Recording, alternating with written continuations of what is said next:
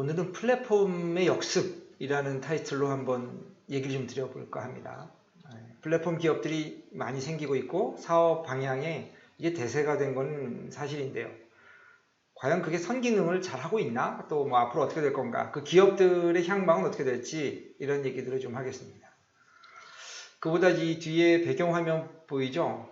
후아이는 남쪽에 한 30분 정도 가면 있다고 하는데 저는 후아이 쪽은 몇 번 가봤습니다만 여기는 못 가봤습니다. 지인의 별장이면서 이렇게 빌려주기도 한다는 데인데 코로나가 끝나면 한번 가보고 싶은 휴가든 다녀오셨나요? 휴가 때 한번 가보고 싶은 그런 곳이군요. 오늘은 이 얘기들을 좀 해보겠습니다. 이 얘기는 휴가 얘기가 아니고요. 이렇게 휴양지 얘기가 아니라 플랫폼 얘기입니다. 먼저 쿠팡 얘기 좀 할게요. 쿠팡이 백조 기업이 맞나요? 쿠팡이 백조 기업이라고 얘기를 하는데 상장을 그렇게 했죠. 한 70 몇 조에 시작을 한 걸로 알고 있는데 현재는 주가 한번 볼까요? 자, 주가가 뭐 보시다시피 여기 보시면 이게 이제 이렇게 시작이 됐었고 그래서 한번 하다가 중간에 다시 좀 반등을 했죠. 이 코로나 상황들에 대해서 기대감으로 이렇게 쭉 반등을 하다가 이 부분에서 다시 이제 꺾어져서 이렇게 조금 다시 이렇게 반등을 하겠지만 현재 상황은 처음 기대했던 그 가격의 거의 한 3분의 1 이상 좀 떨어진 상황입니다. 왜 이런 일이 생길까요? 그러니까 쿠팡에 이제 걸어온 길을 보면 시장을 장악을 해서 거기에 마켓 메이커가 되고 그 지배자가 됐었을 때 어떤 것을 올리겠다 하는 구조잖아요. 그리고 최근에 여러 사업으로 확대를 하고 있습니다. 뭐 배달앱도 하고 있고 새벽 배송도 하고 있고 딜리버리까지 뭐 다 지금 하니까요. 이렇게 시장을 확대하고 쿠팡이 OTT 사업도 한다고 그렇게 하던데 쿠팡은 다양한 수익을 내기 위해서 기존의 이커머스 네트워크, 이커머스 플랫폼을 이용한 확장 사업들을 시도하고 있습니다. 자, 그런데 계속 적자였잖아요. 금년에는 반전을 할까요? 금년은 반전을 할까요? 그래서 쿠팡이 저는 백조 기업이라고 얘기했었을 때 과연 그럴까 하는 데 대한 퀘스천을 계속 얘기를 했었죠. 그 시장 자체가 글로벌 시장에 가는 이커머스로서의 뭐 그렇게 큰 특징이 있나라는 문제를 고민해 봤었는데 오늘 일단 쿠팡의 지금 상황이 이렇다는 걸 보고 지금 현재 쿠팡의 이런 상황에서 보면 신세계가 이베이 코리아를 인수하는 걸로 확정을 했습니다. 이미 6월 말에 확정을 했는데 약 한 3조 6천억 뭐 3조 4천억 대인 걸로 알려져 있습니다. 정확한 금액은 좀 뭐 정리가 돼야겠지만 그래서 기존에 보면 한 80% 정도 지분을 인수했는데 이 이커머스 시장에서 3강 구도를 형성한다. 즉 이베이 코리아와 쓱닷컴에 그렇게 돈을 쏟아부었는데 발음이 조금 안 좋았습니다. 쏟아부었는데도 불구하고 실질적으로 보면 약 한 3% 정도 3% 정도였었다고 해요. 그러니까 이베이 코리아를 인수함으로써 약 15%의 마켓 쉐어를 갖게 된다고 기대를 하기 때문에 현재 네이버와 쿠팡의 이커머스 시장의 3강 구조가 된다라고 하고 있고 신세계가 이게 아무래도 이 물류시장, 물류센터, 물류의 전진기지 뭐 이렇게 해서 온라인 풀필먼트 센터에 집중 투자를 하겠다. 뭐 얼마를 투자하겠다고 지금 이렇게 강력하게 얘기를 하고 있습니다. 신세계는 그렇게 할 거예요. 왜냐하면 마켓이 전체적으로 이 시장이 굉장히 커졌고 그래서 이 돈을 들여서 하는데 약 온라인 비중이 자기 그 이커머스 시장에 있어서 이 이베이 코리아를 인수함으로써 오프라인, 온라인이 거의 반반이 되는 상황이 됩니다. 그렇기 때문에 흔히 지금 얘기하는 흔히 이렇게 얘기하죠. 3강 구도가 될 것이다. 그 시장 규모 자체가. 여러분 아시다시피 쿠팡이 걸어온 길은 좀 전에 얘기했듯이 시장을 장악하기 위해서 하려고 했고 손정희 씨가 이거를 대폭 밀어줬죠. 그래서 미국 시장에 상장하고 돈을 많이 모아서 증자를 또 하는 이런 방법들을 통해서 쿠팡에 계속 지금 돈을 지원하고 이 강력한 시장 장악력을 위해서 지금 계속 투자를 하고 있습니다. 그리고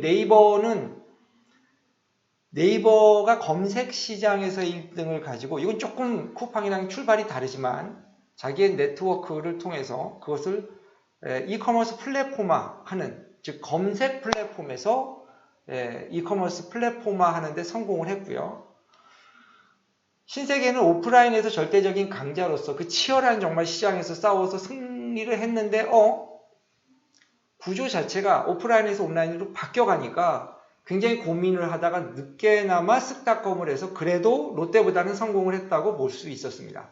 그럼에도 불구하고 그 시장의 경쟁력을 오프라인과 온라인을 잘 결합하는, 여기서 보시다시피 이 뭐라고 표현을 하죠? 이마트라는 절대적인 장점을 잘 활용을 못했다 그러면 좀 실례인가요? 근데 어쨌든 오프라인 시장에 있어서의 출혈 경쟁 또는 성장의 한계점을 쓱닷컴이라는 온라인 시장으로 급히 전환을 해서 많은 돈을 정말 쏟아부었습니다. 그럼에도 불구하고 아까 보셨듯이 3%의 마켓 쉐어밖에 안 됐는데, 요번에 이베이를 함으로써 신세계는 완전히 이 시장의 판도를 바꾼다. 시장의 판도를 바꾸기 위해 큰 베팅을 했죠.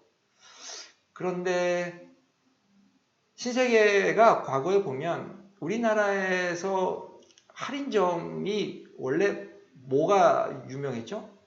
여러분 기억하실지 모르겠습니다. 킴스클럽이 우리나라에 아마 초창기인 걸로 알고 있죠. 그리고 이마트가 바로 시작했는데, 이마트에서는 안 그렇다고 그럽니다. 이마트가 먼저 했다고 그러는데, 어쨌든 킴스클럽이 지금도 있죠. 이렇게 좀 여러 가지 주인이 바뀌고 이렇게 돼서. 근데 이마트가 우리나라에 있어서의 가장 리드를 하는 역할을 했던 건 사실입니다. 시장도 그만큼 장악을 했고요. 그런 신세계의 과거의 그 업무 추진, 사업 추진에 이런 것을 보면 이번에 이베이 코리아를 함으로써 온라인을 얼마나 이거를 오프라인과 결합을 잘 할 것인가, 이게 관건이 될 것 같고요. 여기에 쓱닷컴에서 했던 경험, 노하우, 그리고 자기가 가지고 있는 현재 오프라인 매장이랑 연계를 얼마나 잘할 건가 하는 게 주목될 부분인 거죠. 그거에 비해서 쿠팡은 또 계속 지금 물량 밀기라고 해야 되나요? 물량 밀기라고 하면 좀 섭섭할지 모르겠지만, 제가 보기엔 쿠팡에서 싫어할지는 모르겠지만 쿠팡은 양으로 밀어붙였습니다. 쿠팡이 테크 기업인가요? 물류를 선진화한다, 여러 가지 이렇게 표현은 있지만 결과적으로 오프라인 시장을 온라인으로 바꿔서 물건을 판매, 배송, 관리까지 포함을 하나요? 이 시장에 있어서의 돈으로 밀어붙인 게 아닌가? 다른 데와의 차별점이 뭐죠? 로켓 배송? 좀 빨리 한다는 거? 우리나라 같은 여건 하에서 두세 시간 빨리 하는 게 큰 의미가 있나? 이렇게 저는 또 생각을 했었어요. 식자재는 좀 달랐죠? 우리가 특히 코로나를 겪으면서 반가공품, 반조리식품들을 밤에 주문하면 아침에 문 앞에 갖다 줘서 먹을 수 있게 한다. 그래서 이제 마켓컬리가 그 시장을 선도를 했고, 지금 경쟁이 너무 치열해서 어느 게 더 낫다는 것보다 이점, 좋은 브랜드와 제품들, 심지어 지방에 그냥 단일 점포했던 데를 브랜드를 사가지고 레시피를 넣어서 그거를 반가공식품으로 해서 막 보급을 하는. 그래서 부산의 조박낙지라든가 또 얘기를 할까요? 순천 꼬막 벌교, 꼬막 비빔밥 이런 것들을 바로 그냥 반가공 상태로 아침 먹을 수 있다, 이렇게 하고 있는데, 이건 굉장히 치열하죠. 근데 이제 쿠팡은 제 개인적인 생각입니다. 쿠팡 등 이 업종이 물류 선진화를 통해서 라이프 스타일이 바뀐 점을 빨리 간파하고 시장을 적용했다. 그 점은 인정을 해요. 근데 다른 기업은 안 그랬나요? 다른 업종은 안 그런가? 그런 식으로의 전환은 또는 변화에 빨리 적응하는 것은 당연한 거 아닌가요? 근데 과연 무슨 특별한 테크놀로지가 있느냐 하는 거는 조금 다른 문제인 것 같아요. 이게 우리가 흔히 뭐 공유까지 얘기를 너무 확대하면 너무 커지고, 어쨌든 저는 위웍이라는 기업이 이제 그거를 이제 임대 사업에서 다시 또 이걸 재임대 사업이라고 해야 되나요? 재임대 사업을 하는 부분에 그것을 관리하는 시스템을 잘 만들었다. 오케이. 그다음에 그게 소프트웨어라면 실제로 필드에서 하드웨어와 잘 운영하는 노하우까지 결합했다. 오케이. 그런데 그게 그렇게 대단한 것 같지는 않아요. 서비스를 해주는 것이 여러 군데를 함으로써, 여러 도시들을 함으로써 글로벌 시대에 해외 출장이 잦은 사람들한테 그런 편의를 제공한다 라고는 하는데, 사실 요새 노트북 하나면 일단 하거든요. 그러면 그 도시에 갔었을 때 호텔 내가 방에, 비즈니스로 가면 호텔들 방에 있잖아요. 그럼 거기도 보통 다 처리가 되거든요. 그리고 거기 비즈니스 센터에서 프린트 꼭 해야 되는 것이 있다면 요새 프린트도 거의 안 하니까. 그러니까 그런 차별성도 잘 모르겠고요. 저도 해외 출장이 뭐 코로나 전에는 1년에 한 20번 정도를 왔다 갔다 했으니까요.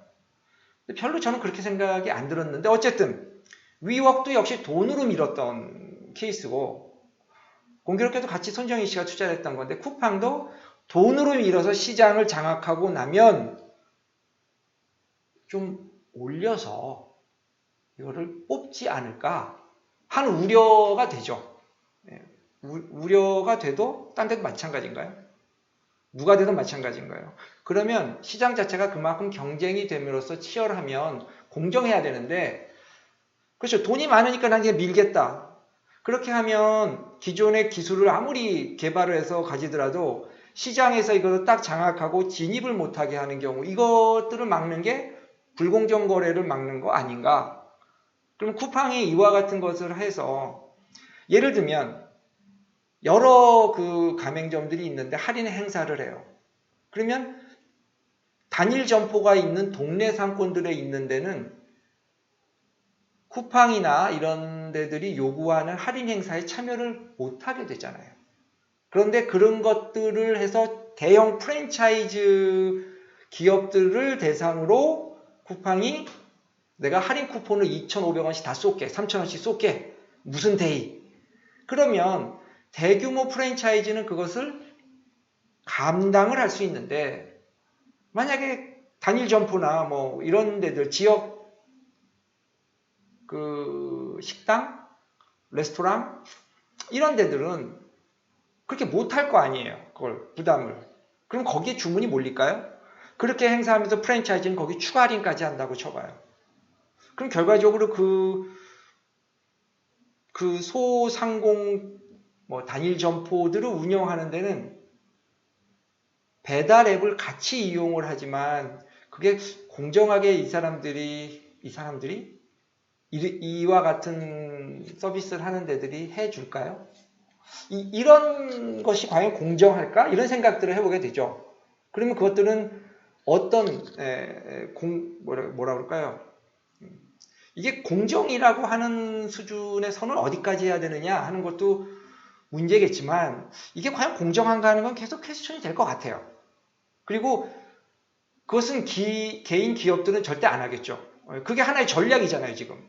시장을 장악해서 뭘 올리겠다. 그런데 그러면 그것을 정부가 또는 국가 간의 어떤 연합체가, 협회도 힘들지 않나? 협회는 거기서 회비를 받으니까? 그럼 결과적으로 국가가 해야 되지 않을까? 이건 뭐 그냥 제 생각입니다. 제 생각입니다. 어쨌든 쿠팡이 미국 법인이 상장된 겁니다. 한국 법인이 아닙니다. 우리가 이것은 잘못 알고 계신 분들이 있는데, 어쨌든 지주사가 상장을 해서 거기서 한국에다 지금 지원을 해서 여러 군데에 아시다시피 이렇게 물류 그 창고를 짓고 물류센터를 짓고 경쟁력을 강화하겠다. 이거는 이제 쿠팡이 그렇게 다른 치열한 경쟁을 이기기 위해서 당연히 하는 거고요. 그러면 다른 데들은 놀고 있냐? 안 그러겠죠? 아까 삼강이라고 표현 드렸었는데 이제 네이버도 신세계도 그렇게 한다고 하니까 네이버도 뭐 쿠팡도 지금 막 이렇게 쿠팡보다 빨리 네이버가 물류센터를 하겠다. 20만 평을 확장을 하고 특히 네이버는 본인이 다 하지 않고 얼라이언스를 통해서 CJ 대한통운과 이와 같이 공급 시스템을 하겠다 하는 전략을 가져가고 있습니다. 누가 이길지는 모르죠. 그렇지만 적어도 시장에서의 세 곳이 치열하게 싸울 거는 사실입니다. 근데 이런 곳들이 만약에 쿠팡이 이렇게 돈을 더 쏟아부어서 몇 조를 더 할 수 있으니까요. 미국의 상장을 통한 자금으로 몇 조를 더 쏟아부어서 국내 대기업마저도 초토화시키고 이 시장 완전히 장악하겠다. 그러면 올라가지 않을까요? 우리가 이와 같은 사례를 구글이라는 곳에서 최근에 여러 번 보고 있습니다. 왜 여러 번이냐고 얘기를 하냐면 구글이 전방위에 걸쳐서 전부 유료화를 하고 있어요. 그래서 이것은 뭐 이제 신문의 사설이었는데요. 그 대학교에서 사용하는 구글 메일 서비스를 무제한 저장 용량을 줬었어요. 사진이라든가 뭐 이런 데들을. 그런데 이거를 유료화하기로 했죠. 그 대학들마다 난리가 났습니다. 그때 당시에 이미 이와 같이 공짜로 막 준다고 광고를 했었을 때 전문가들이 구글이 교육시장을 평정하는 유료에 전환한다면 대응할 방법이 없다. 그때 당시에 몇 억, 그때는 몇 억이었죠. 당장 들어가는 돈이. 뭐 조금 더 들어가는 데는 조금 더 규모가 됐지만 그 돈을 아낀다고 전부 이쪽 시장을 해서 지금 엄청난 데이터들을 여기 쓰고 있는데 서울대, 뭐 고려대, 방송통신대 뭐 그건 전 대학교의 약 한 7, 80%가 이 서비스를 공짜로 잘 쓰고 있다가 이거를 전환하려면 지금 수십억을 들어가야 된다는 거예요. 그러니까 구글이 야 싸게 해줄게. 이제 좀 지나서 그렇게 해서 익숙해져서 더 그 시스템에 공고히 되면 할인 행사, 축소, 폐지 뭐 이렇게 나오지 않을까요? 과거에 했던 것처럼? 이와 같은 것이 뻔히 보이던 우려가 2년 만에 사실 현실화가 된 겁니다.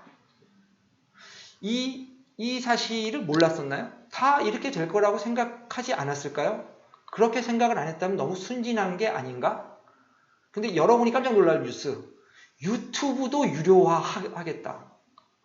이 얘기 들으셨습니까? 네, 유튜브도 유료화하겠다는 거예요. 그런데 심지어 구독자 한 명인 유튜브 채널도 광고를 넣는다는 겁니다.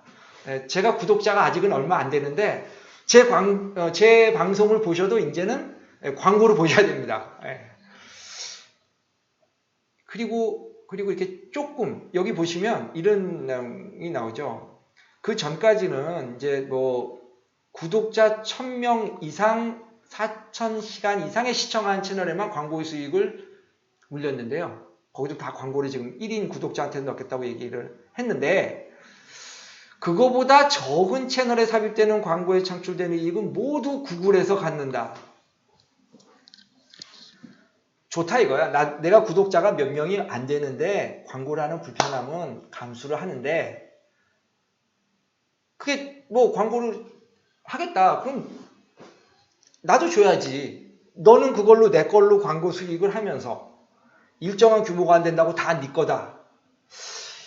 이거는 나는 당신한테 컨텐츠를 제공해주고 있는데 그러면 어느 수준까지는 그냥 열정페이라고 그러나? 그럼 뭐라 그러죠? 우리 한때 그런 게 유행이었잖아요. 그런 말이 한참 유행이었잖아요. 한참 일을 했는데 대가는 안 주고 뭐 좋은 경험을 쌓은 걸로 해라. 그건가요? 아니, 나는 경험은 이제 충분히 쌓았으니까 적더라도 공정하게 당연한 권리로서의 적은 이익이라도 배분을 해라. 이거는 단체 소송, 미국이 단체 소송이 유명하니까 이건 단체 소송해야 되는 거 아닌가요? 네, 이거는 정말 심각한 횡포라고 생각이 됩니다. 잘 되니까 이제 뭐 아쉬울 게 없어서 무소불위의 권력을 휘두르겠다. 근데 여러분이 이제 이거는 제가 방송하는 입장인데 이 유튜브를 이용하는 사람의 입장에서 다른 점들이 또 보이는 게 있습니다. 여러분들이 보시기에 이제 유튜브를 볼 때마다 돈을 내라 그럴 수 있답니다. 그러니까 여기서 보시면 영상을 보는 건수에 따라 이용료를 부과하는 방식이에요.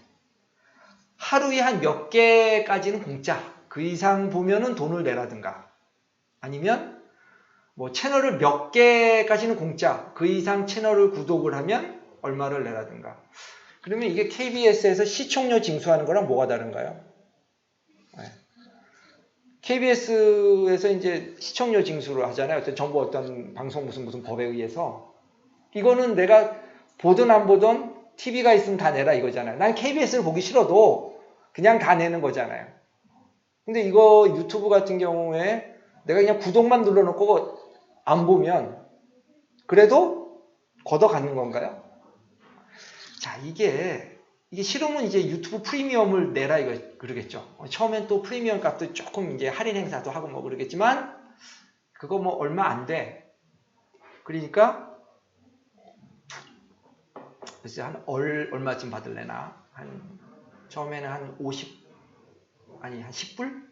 한 돈만 원 받을래나? 지금 유튜브 프리미엄이 서비스가 얼마죠? 누구 아시는 분 댓글 좀 달아주세요. 그렇게 한 다음에 그 다음에 조금씩 더 올려서 받겠죠. 지금 OTT를 보시는 분들이 있잖아요. 우리나라에 지금 넷플릭스, 이제 디즈니도 한다고 그러고요. 미국에는 또 유명한 게 HBO인가? 그게 또 유명하고 그러잖아요. 그리고 뭐 기타 또 하고 그러면 일부에 있어서는 뭐 아니겠지만 미국은 대부분 한 두세 개를 본다고 해요. 그러면 우리나라 같은 경우에서도 앞으로 이제 그와 같은 일이 생길 가능성이 높아지겠죠. 근데 우리가 통신비를 보면 전화요금이 뭐 얼마 요금해서 몇만 원 이렇게 보통 쓰시는데 이제 한 몇만 원 되죠. 거기 단말기까지 하게 되면 뭐 얼마 되고요. 그리고 OTT 비용이 한 두세 개 또 내면 이게 한 만 원, 뭐 15,000원 나가기 시작하고요. 개당. 여기에 유튜브나 이런 데들을 하면 다른 데 스트리밍 서비스를 하는데도 이제 규모가 커지면 다 이렇게 되면 자꾸 고비용 그 사회로 가게 되지 않을까. 그리고 여기가 이제 점점 더 커지면 이렇게 단독으로 커져서 독점화되면 이것을 실제로 마구 해도 재활 방법이 있을까? 배달의 민족이 우리나라에서 배달 산업에 있어서 어디와 이렇게 있다가 팔리면서 여기 인수했던 데가 배민도 인수하면서 시장의 대부분을 뭐 90% 이상 정도 된다고 하죠. 이거를 장악하자마자 얼마 안 돼서 요금 올리고 조건 바꾸고 처음에는 고객 쪽은 불편함이 없게 하겠다. 그러다가 이제 라이더들이 막 경쟁이 되니까 라이더 쪽은 하지 않겠다 하고 고객 쪽 쓱 하고요. 그러면 이 사이에서 생산자, 그쵸? 생산자, 소비자, 그 다음에 자기네가 중간에 배달, 중개, 근데 배달은 직접 하는 게 아니라 배달원들이 있잖아요. 라이더들이 있잖아요. 그럼 자기는 여기서 중간에서 시계추처럼 요럴 때 요렇게 해서 올렸다가 요 다음엔 요쪽에 올리고 좀 있다가 배달은 요렇게 해서 올리고 이런 구조가 되게 하는 것이 시장의 90% 이상 하게 되면 독점의 피해가 우려되지 않을까요?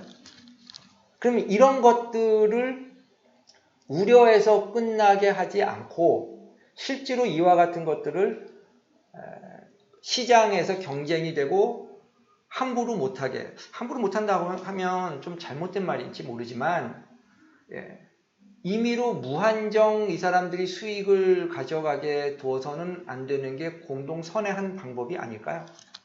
그래서 이와 같이 유튜브가 이렇게 유료화 전환하는 거에 대해서는 우려되는 바가 상당히 큰 거는 제가 보기엔 사실입니다.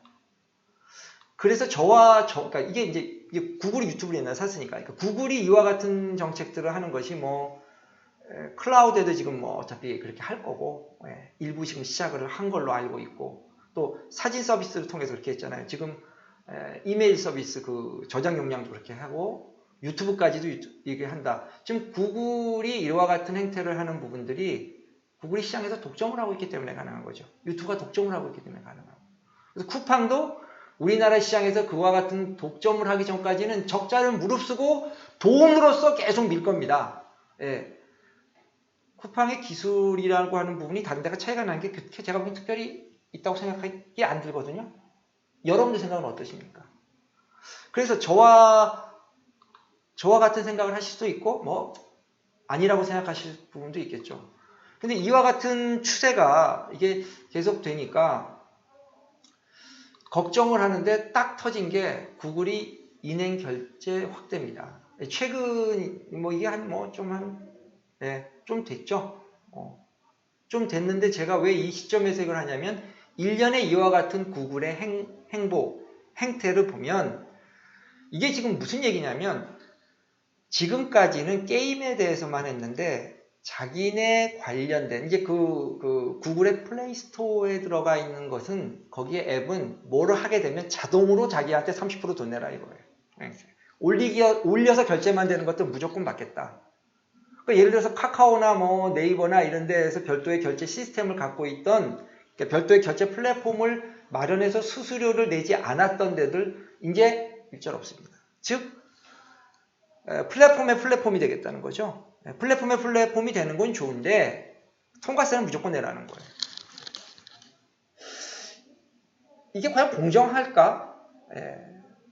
이게 과연 공정할까? 하는 부분이 계속 남습니다. 근데 이거의 피해는 누가 받냐? 고스란히 이용자가 낼 거예요. 처음에는 그렇게 안 한다 그러고 뭐 또 할인 행사한다 그러고 막 이러겠죠. 그렇지만 좀 지나면 슬그머니 다 이런 식으로 가니까 시장의 독점권에 대한 부분의 문제점 때문에 이와 같은 문제가 생깁니다.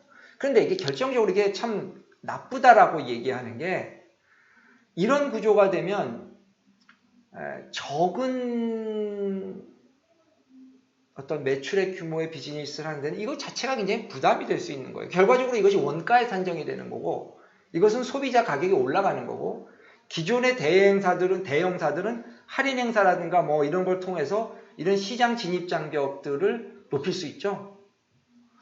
그래서 이와 같은 것은 국가적으로 봐서도 또 산업적으로 봐서도 별로 좋은 30%면 굉장히 큰 겁니다. 우리 옛날에 백화점들이 그런 입점 수수료를 너무 많이 받는다고 막 그랬잖아요.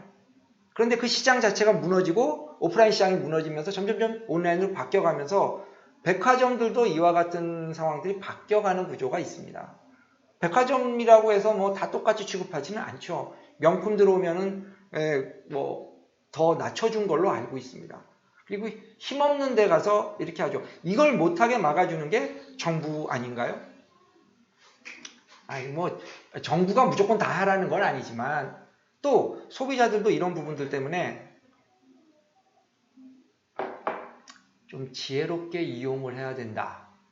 잘못하면 오해가 될 말도 될 수 있겠지만 소비자들도 이런 점들을 감안해서 지혜롭게 행동을 해야 된다. 이렇게만 표현할게요. 그냥 이렇게만 표현할게요. 정부에다가는 요구할 수 있죠. 제가 이제 투표권도 있고 세금도 잘 내고 있고 뭐 그러니까. 그런데 이와 같이 구글이 인앱 결제를 확대하는 조치를 하면서 올해 10월부터 모든 앱과 콘텐츠에 심지어 우리 웹소설, 뭐 웹툰 이런 것들 다 돈 받겠다는 거예요. 이제 막 시작되는 것도 짤 없다고 그러죠. 짤 없다고 그냥 짤 없이 그냥 다 받겠다. 구글이 그와 같은 일을 할 만큼의 뭔가를 다 잘하는지는 제가 평가는 유보할게요. 근데 그 가치가 과연 그럴까? 제가 그 구글의 주주나 이런 사람으로서의 입장이 만약에 배치된다면 그건 그럴 수 있죠. 저는 구글의 주주도 아니고 뭐 다른 데 특별한 주주도 아니죠. 그렇지만 이거는 그냥 일반적인 얘기입니다. 구글만을 얘기하는 게 아니라 시장에서 독점. 아까 이제 쿠팡의 사례도 얘기해서 공정성. 구글이 가지고 있는 자본력이라든가 현재 네트워크를 이런 식으로 해서 확장을 한다면 여기에 그 체인에서 들지 않으면 하지 마라 라고 하는 것 자체가 공동선이나 공정에 있어서의 심대한 영향을 끼친다 라고 보이진 않으십니까? 어쨌든 이와 같은 것들 때문에 많은 부분들이 국내에서도 이제 뭐 산업을 보호하는 측면도 있겠지만 이런 원칙을 지키려고 했어요. 이 원칙을. 그래서 명칭이 좀 그런데 원래 이름은 다른 겁니다. 그런데 이제 흔히 그냥 구글 갑질 방지법. 공정하지 못할 수 있다는 거죠. 그래서 우리나라에서 지금 상임위원회를 통과하고 이제 의결을 남겨놓고 있는 상황으로 알려져 있는데 이게 그러니까 우리나라만 이런 게 아니고 미국도 지금 그 36개의 주, 그 다음에 워싱턴 DC에서 이거를 구글이 반독점법 위반 혐의로 이것을 연방법원에다 제소를 해놓은 상태라고 합니다. 즉 구글의 인앱 결제 방식은 이건 뭐 끼어 팔기도 아니에요. 계속 뭐 우리 흔히 좀 표현하면 빨대 꽂고 그냥 계속 가겠다는 거잖아요. 이거는 공정하지 못하다는 거죠. 그래서 이렇게 이와 같은 것이 법제화를 하고 있는데 그런데 여기 보시면 이제 이것이 연방 정부에서도 미국 연방 정부에서도 상원에다 지금 이거를 했다고 하죠. 그래서 여기 보시면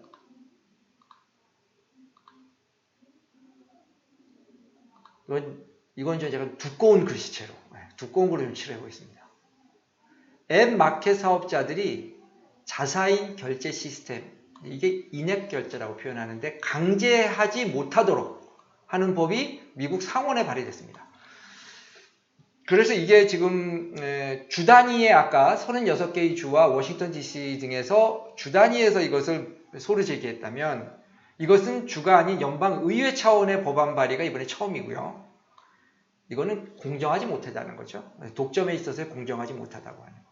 이 부분에 따른 압박? 이건 굉장히 거세질 거라고 보입니다. 이게 통과가 될지는 잘 모르겠습니다. 그런데 우리나라의 상황에서는 지금 통과를 할 가능성이 굉장히 높아졌고요. 미국도 주정부 차원이 아닌 연방정부 차원에서 이것이 진행될 정도라고 하면 굉장히 주의 깊게 본다는 거겠죠. 그리고 이게 5천만 명 이상의 이용자를 보유한 앱마켓 사업자를 기준으로 했습니다. 즉 적은 데까지 다 하겠다는 게 아니라 시장을 좌지우지할 정도 이상 독점에 따른 문제에 우려가 되는 것을 구조적으로 막는 것. 이 최소한이 법적인 조치잖아요. 그래서 이와 같은 것을 법적으로 어떻게 하겠다는 기본안을 제가 이 내용에 대해서는 자세히 보지는 못했어요. 그렇지만 이 내용은 이런 것을 일방적으로 하지 못하게 하는 최소한의 장치들은 하고 있다는 정도의 내용은 알고 있습니다. 근데 국내에서도 그런 부분들이 일방적으로 그렇게 올릴 수 있다고 하게 되면 그 체인에 들어가서 나오지도 들어가지도 못하는 상황 또는 진입을 하기도 어렵게 만드는 상황 무조건 따르라 하는 것 자체가 불공정이라는 거죠. 그래서 이 시장 자체가 계속 이와 같은 문제가 플랫폼이 거대화되면서 한 분야에서만 독점이 아니라 이와 같은 연관된 시장에 모두 다 아울러 그리고 플러스 여기에 결제 시스템 즉 돈의 부분까지랑 연관이 돼서 시장의 독점적 지위를 행사를 하고 이 하나 때문에 다른 것도 연계해서 결과적으로 독점적 지위를 이용하여 수익이나 또는 거래관계를 제한을 한다면 이것은 불공정하다라고 봐야 되는 거고요. 이와 같이 시장에서 독점적인 지위가 되게끔 소비자들이 그대로 두는 것은 절대 바람직하지 않을 거고요. 물론 정부가 기본적으로 이와 같은 독점적인 불공정 거래의 구조 자체를 일어나지 않도록 방어하고 또는 일어날 조짐이 보이면 이것을 조정하고 하는 역할을 해야 되는 건 너무나 당연한 일이라고 생각이 됩니다. 동시에 이것을 이용하는 소비자들도 이 부분들이 어떻게 진행되는가 하는 것들을 알고 좀 더 현명하게 잘 이렇게 조정을 한다고 할까요? 대응을 한다고 할까요? 하는 소비의 패턴도 필요할 것 같습니다. 그래서 저는 쿠팡이 처음에 상장될 때 100조 기업이라고 얘기를 했었을 때 굉장히 좀 혼란스러웠어요. 제 개인적인 생각입니다. 아니, 물론 많은 투자를 하시는 분들이 뭐라 그럴까요? 경험이 많고 또 분석을 통해서 했겠지만 이 시장 자체가 과연 그럴까? 또 이 독점적으로 할 만한 상황들이 될까? 하는 부분들에 대해서는 저는 동의하기가 굉장히 힘들었기 때문에 이 기업 가치를 평가하는 데 있어서의 통상적인 것을 너무나 달리 뛰어넘는, 그렇다고 해서 통상적인 것과의 다른 점이 그 가치만큼이라고 보기 어려운 점에서 저는 쿠팡의 앞으로 미래가 수익을 어떻게 내느냐, 즉 수익을 내기 위해서 기존의 시장을 장악하고 그러기 위해서 시장을 장악하기 위한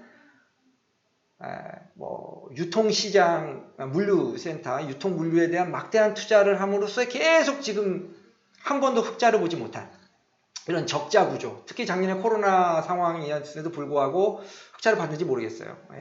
적자를 겨우 면하지 않을까 하는 수준 정도로 생각을 하는데, 설사 조금 수익이 난다 그러더라도 이와 같이 계속 얼마까지 버텨나가면서 돈으로 하게 되면 다른 경쟁사들 죽일 때까지 돈으로 밀겠다. 이것은 절대 바람직한 산업 형태는 아니라고 생각이 들고요.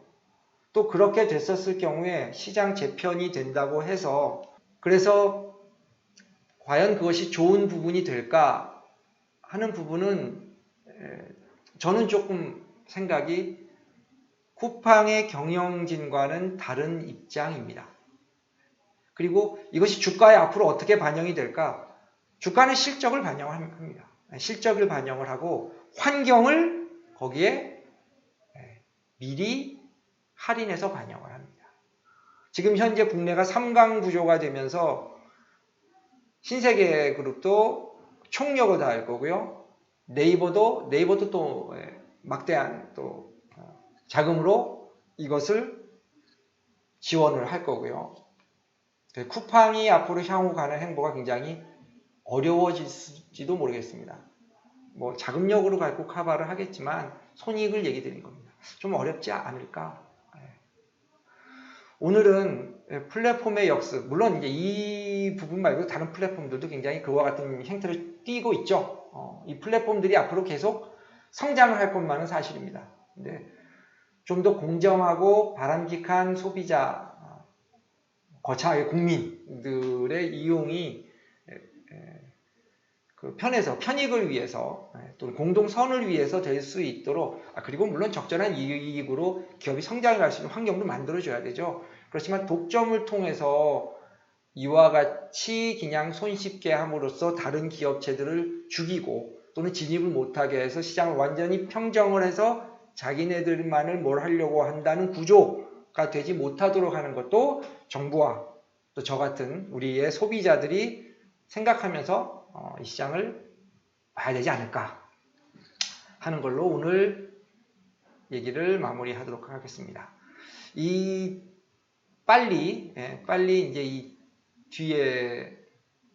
뒤와 같은 좋은 곳에 가서 휴가를 좀 보낼 수 있도록 되기를, 코로나 때문에 다들 힘드신데 되기를 같이 기원하면서 오늘 방송은 여기까지 하겠습니다. 감사합니다.